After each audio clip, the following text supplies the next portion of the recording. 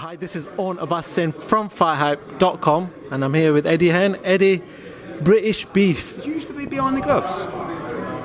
Yeah, I did. Don't worry, we can all change, you know what I mean? Let's go FightHype. Start that again. No, it's fine. We'll keep it in. Eddie, first of all, first question. How does it feel? What was your performance rating for Anthony Joshua when he was trying to do your job? So, out of 10, what would you give him? He was like, you know, what's your predictions? I said, all right, AJ, back in your box. People say, there's been a lot of speculation, obviously, when he was announced as, he's not a co-promoter, he's not a promoter, but in association with AJ Boxing. It's very simple. Look at the turnout here today. One, because it's about the fight and it's about British beef, but also, AJ's here. He brings that audience to the show. He's going to drive the interest in this fight. And as I've always done with AJ, I've always brought him into our business. People don't understand the depths of our relationship in other business areas as well. And he is a very bright guy. He loves this fight. He represents Lawrence Okolie. He's excited about this fight. And, you know, it's a perfect partnership. And roll on February the 3rd. It's a brilliant fight. I want to talk about AJ later, but this fight is big. Yeah. You know, we saw it over there was a lot of fire, there was a lot of needle between the pair. First of all, I know it's a question you've probably been asked a lot of times. Lawrence Okolie, is this very, very early in his career? Is this too early in his career? 100%. It's too early in both of their careers. But this is where we're at with boxing now. You know, we're a fan-led sport. So we have to make the fights that the fans want to see. We also have an obligation to develop the careers of the fighters in the right way. So, you know, we're a little bit sort of cross-handed in that respect because we want to provide for the fans, but also we must take fighters on the right paths. When you get a situation like this where Lawrence Okolie and his trainer are coming to me time and time again going, mate, make the fight. I'm like, yeah, but a couple more. No. Make the fight now. Isaac Chamberlain, Ted Bambi, hey, we're ready for this fight.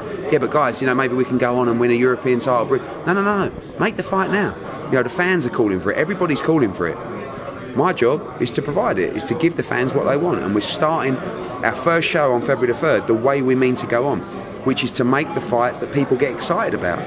You know, and I'm up there, I'm excited. You know, I'm listening to them going off. I'm thinking, oh my God, who's going to win this fight? Can you imagine on February the 3rd? This is going to be mad. And it's very similar to AJ against Dillian Whyte back then. It's very similar to James DeGale against George Groves back then. You know, it's even earlier for these guys, but it's the same kind of thing. It's two excellent prospects, one from South London, one from East London, that don't like each other, that's going to come together and give the fans a great fight. The winner goes on to be a star. The loser comes straight back in, gets rebuilt in 1 or 2 fights, and he's straight back on the horse. It's no lose. This is just everybody's winning in this fight, in my opinion, especially the fans. In your opinion, then, who has the upper hand, Lawrence Okolie or Isaac Chamberlain, in this point of their career? I think Isaac Chamberlain has the upper hand in terms of experience, you know, in terms of probably ringcraft as a pro. I think Lawrence Okolie has the edge in terms of power, probably in terms of a little bit of awkwardness as well. But I see it as a 50-50 fight, I really do. You know, how is Lawrence going to develop as a pro? Maybe in 4 or 5 fights time, he'd be the favourite. But I know that the bookies have got him the slight favourite. I probably see Isaac as the slight favourite just purely because of his experience in the ring. He's had 10-round fights before, you know, he's been in championship fights. But Lawrence is very good, he's very confident, and he hits very, very hard. It's going to be explosive. Another fighter on the bill, somebody, whether you love him or hate him, people talk about him, that's O'Hara Davies. Yeah. What's the latest with him? What's the sort of opposition choice? There was Tommy Coyle's name being floated about everywhere, but what's the latest with him and his next opponent? So it won't be Tommy Coyle. We've made offers to Robbie Davis Jr. who, to be fair to him, I think he's looking at a rematch, although it's been a long time coming. We've made offers to Ashley Theophane, those kind of guys. Really with O'Hara, we want to get himself into a position in 2018 to fight for a world title, and I think we're 2 or 3 fights away from doing that. So the next fight on February the 3rd will be a defence of his WBA Intercontinental. Then we want a really big fight in the early summer. And then I think he's nearly there. You know, you've seen him jump into big fights. O'Hara Davies against Josh Taylor was very similar to this. You know, it's guys probably before their time jumping in. But what you've seen is O'Hara lost. He's right back where he was before that fight. So it's irrelevant. Josh Taylor's gone to higher heights.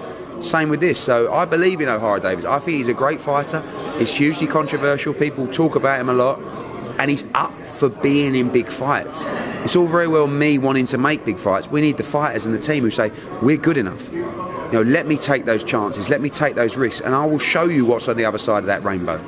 But understand this, if you get beat and it doesn't go your way, we'll still be here to build you.